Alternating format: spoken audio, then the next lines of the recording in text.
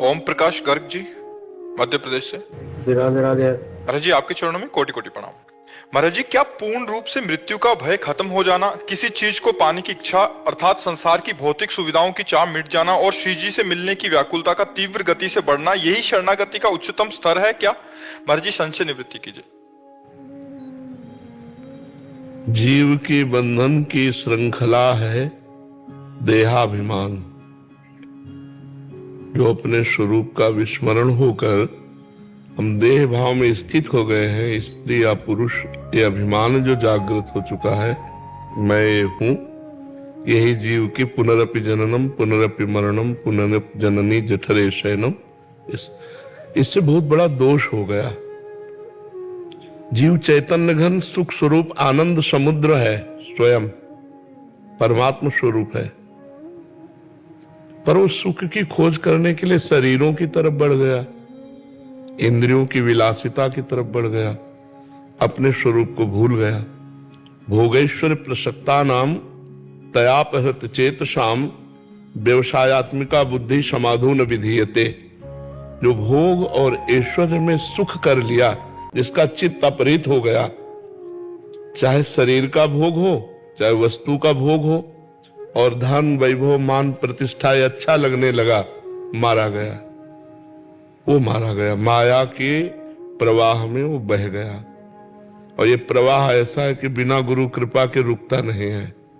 गुरु कृपा ही केवलम, जिसने गुरुदेव की शरण ले ली और गुरुदेव के द्वारा ज्ञान तिमिरांधस्य ज्ञानांजन शलाकया चक्षुरुन्मीलितम मेन तस्मै श्री गुरुवे नमः, जो अज्ञान का नाश करके ज्ञान का प्रकाश कर देते हैं, तब हमारा ये माया का प्रवाह रुकता है। तो हमारी चित्त वृत्ति भोगों में आसक्त हो गई है। हमारा ज्ञान मलिन होकर के इस बात का हो गया कि मैं स्त्री हूं, मैं पुरुष हूं। यही हमारी दुर्गति का कारण है। मुख्य मूल कारण जो है ना, संस्कृति मूल सूल प्रद नाना सकल शोकदायक अभिमाना। संस्कृति का मूल और समस्त दुखों को देने वाला यह देहाभिमान है, जो हम अपने चैतन्य घन स्वरूप को भूलकर पांच भौतिक देह में अपनापन इतना कर लिए कि मैं पुरुष हूं, मैं स्त्री हूं। यही हमारी दुर्गति का कारण है। और जब हम गुरुदेव की शरण में होते हैं और जब उनके द्वारा नाम उपासना हमें प्राप्त होती है, तो इसी जड़ता का नाश होता है।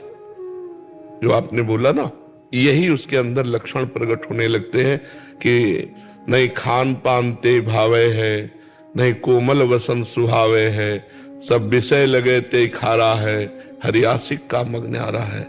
ना काहू सो बोलिबो ना कोई व्यवहार, अपनी कुंवर किशोरी को जियत निहार निहार। शरणागत का लक्षण किसी भोगों में सुख न मिलना, भगवान के नाम रूप लीला गुण धाम में चित्त का रमण करना, किसी भी तरह किसी भी द्वंद्व से पराजित न होना, सुख दुख मान अपमान लाभ हानि, तो ये शरणागति उसकी पक्की, वो भगवत प्राप्त हो जाएगा। और जो नाम जप नहीं करता, भगवान की लीला कथा में अनुराग नहीं रखता, श्रवण कथन में, वो चाहे जो साधना कर ले, देहाभिमान पुष्ट होता ही रहेगा। तो क्या हो रहा है, इसमें अहंकार पुष्ट हो रहा है और हमारा आवागमन चक्र रुकेगा अहंकार रहित होने पर। तो चाहे सत्क्रिया का अहंकार हो चाहे असत्क्रिया का अहंकार हो, अहंकार तो बना ही हुआ है। तो अहंकार का नष्ट हो जाना ही शरणागति का लक्षण है। अहंकार गुरुदेव की कृपा से नष्ट होता है। जो गुरुदेव ने उपासना दी, उससे अहंकार गलित हो जाता है। फिर दिखाई देता है गुरु कृपा से साधना चल रही, गुरु कृपा से भजन हो रहा है, गुरु कृपा से हमारी अध्यात्म उन्नति हो रही। वो कहीं अहंकार का उसमें उन्मेष नहीं होता कि मैंने ये किया, नहीं, गुरु कृपा से ऐसा हुआ।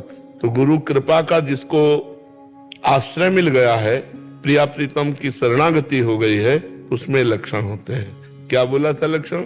महाराज जी, ये कह रहे हैं कि ये महाराज जी व्याकुलता, श्री जी से मिलने की तीव्र इच्छा, संसार की भौतिक सुविधाओं की चाह मिट जाना, पूर्ण रूप से मृत्यु का भय खत्म हो जाना। हाँ, पूर्ण रूप से, बिल्कुल। बहुत सुंदर, बहुत शोध करके वाक्य लिखे आप।